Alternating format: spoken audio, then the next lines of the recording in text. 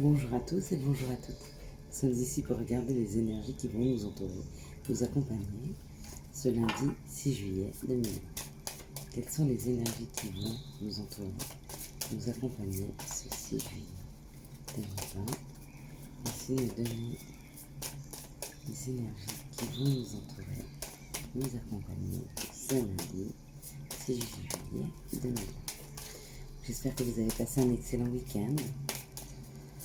Vous avez eu les compréhensions, les messages, les rencontres, les interprétations, que pour ceux qui sont encore dans l'émotionnel, il y en a trop, ils ont réussi à se détacher un petit peu de leur ressenti, ou en tout cas l'ont accepté, se sont purifiés, d'accord, afin qu'ils puissent passer sans s'installer dans la durée en fait. C'est ça. L'important c'est que l'émotion passe, ok. Il faut qu'elle soit fluide, qu'elle passe, donc on l'accepte, on la vit, qu'importe, colère, chagrin, ce que vous voulez, il faut l'accepter, ce qui nous permet à chacun d'entre nous de la vivre, ok. Mais pas être en résistance, parce que si vous êtes en résistance, elle va s'installer, puisque justement elle n'arrive pas à passer. Il y a beaucoup de cartes, par contre, s'il y a 2, 4, 6, ok. Alors j'accepte, il n'y en a que 2 de plus, ok, un gros taquet tombé. Ok, moi généralement j'aime bien qu'elle tombe petit à petit, mais pourquoi pas? Je suis ouvert à tout. En tout cas, c'est pas moi qui décide pour les messages. Alors on y va. Et on nous parle de quelque chose qui nous pique. Quelque chose qui nous fait mal. Une mauvaise langue, des mauvaises langues peut-être. Des mauvaises langues, des personnes autour de vous qui parlent, des personnes autour de vous qui vous piquent. Ok. Ou ça. Ou alors, si vous regardez, il y a une épée. L'épée, ça fait mal, ça tranche, ça pique, ça peut nous blesser. Et on s'entoure autour de cette épée, de tout ce qu'il y a de plus sombre chez nous, peut-être pour pouvoir étouffer un problème. Étouffer un problème, ouais, peut-être. Vous voyez, comme ce serpent qui s'entoure autour de sa proie. Ben, peut-être que certaines personnes agissent avec les épreuves de cette façon-là. Pourquoi pas? Il n'y a pas de bonne ou de mauvaise façon d'agir face à une épreuve, face à une difficulté. Ok? On peut agir de façon à accepter cette difficulté, trouver des solutions. On peut aussi l'entourer de tout ce qu'il y a de plus sombre en nous. Vous voyez, comme comment je pourrais dire? Se servir de sa colère pour courir plus vite, plus fort, et voilà.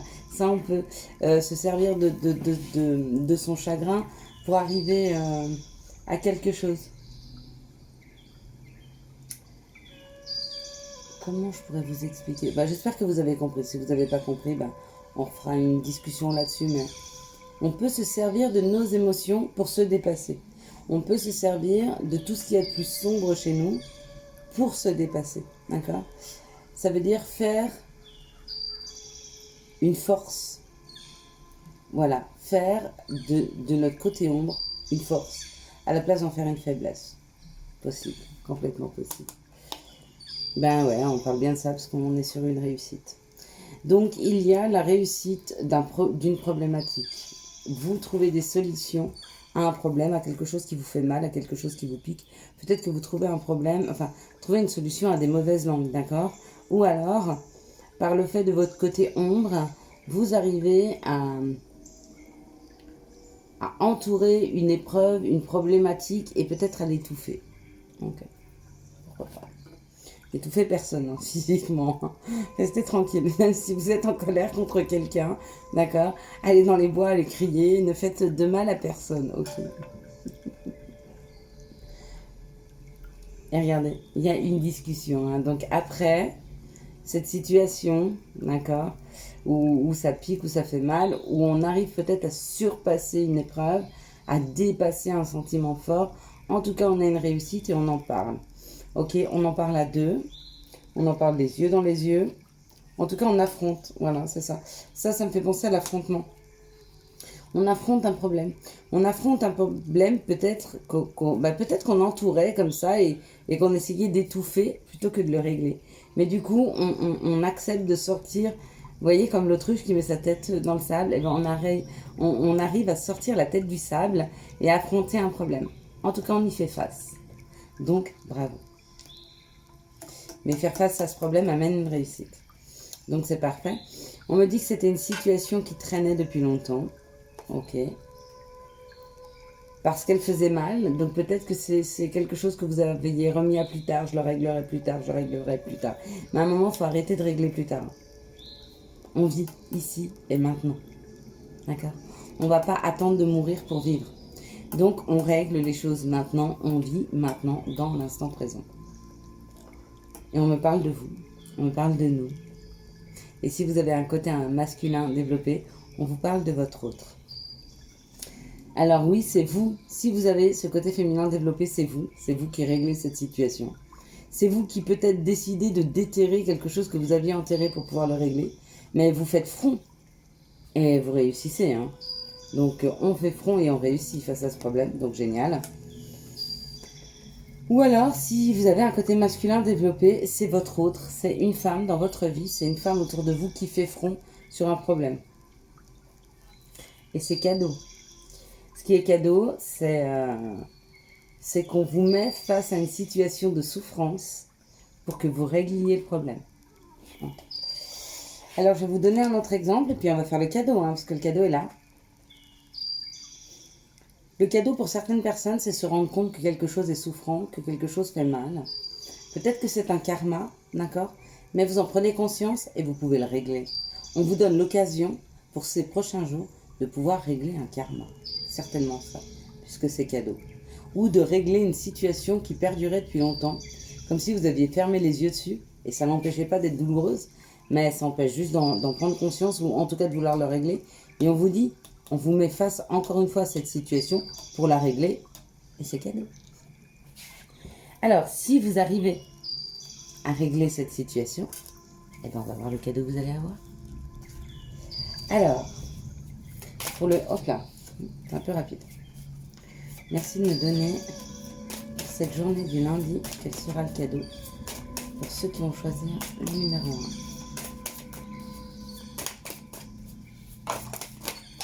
Oh, oh, oh là là. Il y a des choses à dire. Excusez-moi, il y a des choses à dire. Je prends encore une.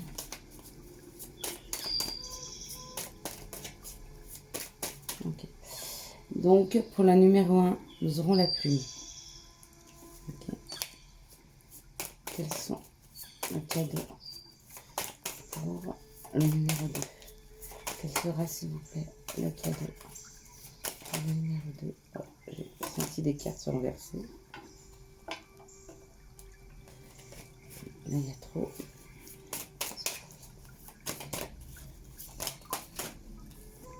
Ok. Le numéro 2 sera l'aventurine.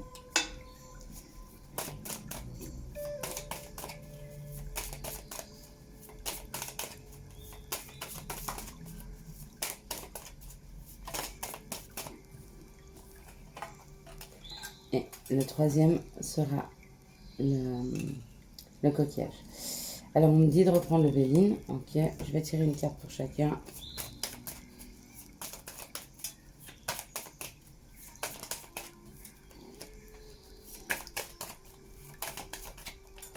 C'est beaucoup pour lui.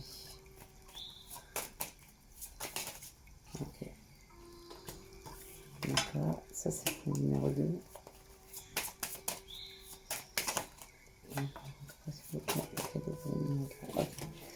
Voilà, par contre, j'ai pas pris le même nombre de cartes.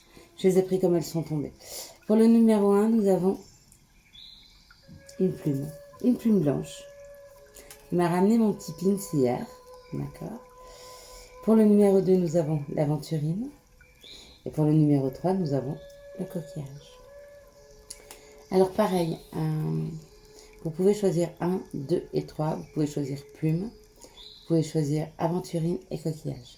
Moi, je vous conseillerais déjà d'en choisir qu'un et pas deux, mais vous faites comme vous voulez. Hein. C'est votre propre choix, il faut suivre vos intuitions.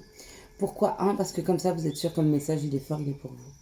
Et ça évite de se dire, bah, je prends le 1 et le 3 parce que éventuellement. Non, il n'y a pas de parce que éventuellement. C'est où vous vous écoutez, ok? Et quel est le premier chiffre qui arrive à vous? 1, 2 ou 3? ou vous vous écoutez et vous regardez ce qui arrive à vous, la plume, l'aventurine ou le coquillage. Okay. Et le premier que vous allez ressentir, vous le choisissez. Okay. Si vous n'avez toujours pas fait votre choix, arrêtez cette vidéo ici. Parce que moi, je vais commencer. Nous commençons avec la plume blanche. La plume blanche peut représenter une écriture, un message, écrire sa vie. Peut aussi représenter la colombe, peut représenter la paix, peut représenter tellement de choses. Qu'est-ce qu'elle représente pour vous? Et qu'est-ce qu'elle représente dans ce tirage? Ah, dans ce tirage, elle me parle que depuis ce printemps, il y a des interrogations sentimentales pour vous. Peut-être que la vie vous donne le choix de prendre des décisions. Peut-être que la vie vous met face à un choix à faire, un choix de cœur, un choix du cœur. Et c'est ça, non. Et c'est ça votre cadeau. Votre cadeau, c'est d'avoir le choix. Et comme pour vous rassurer, on vous dit, vous allez faire le bon choix. Il y a la réussite. Donc pour le tas numéro 1, le cadeau, c'est ça. De pouvoir prendre une décision. De pouvoir avoir enfin le choix. C'est peut-être ce que vous cherchiez depuis le temps dans votre vie. Avoir le choix, d'accord?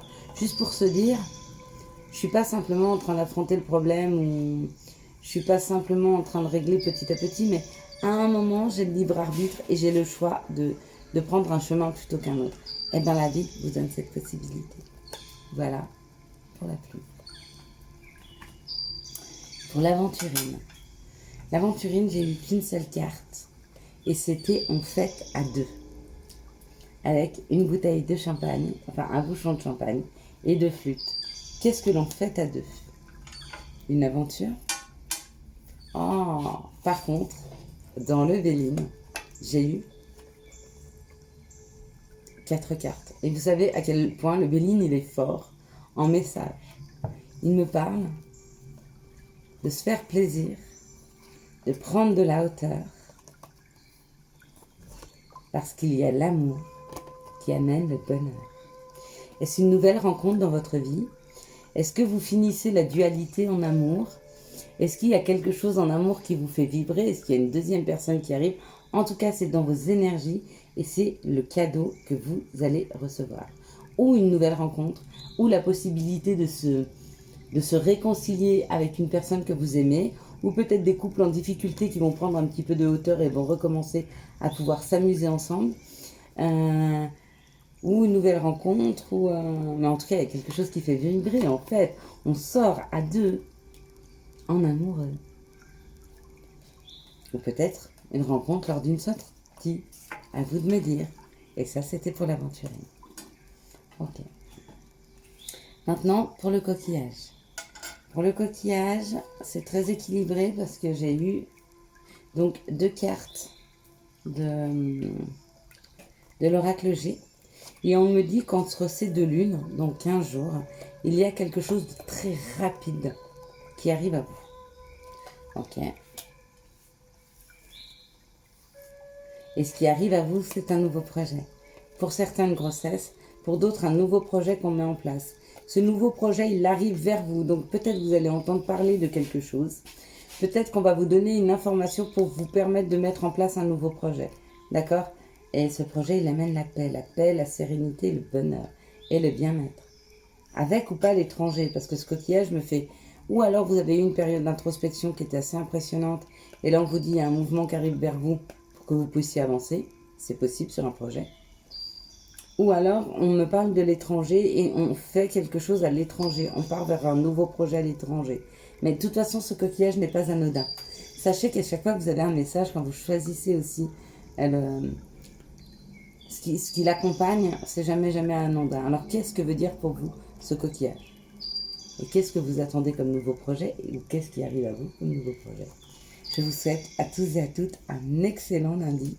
On se retrouve ce soir pour les énergies du mardi 7 juillet. Si vous avez aimé cette vidéo, n'hésitez pas à la liker, à la commenter et à la partager. Bye bye, ciao.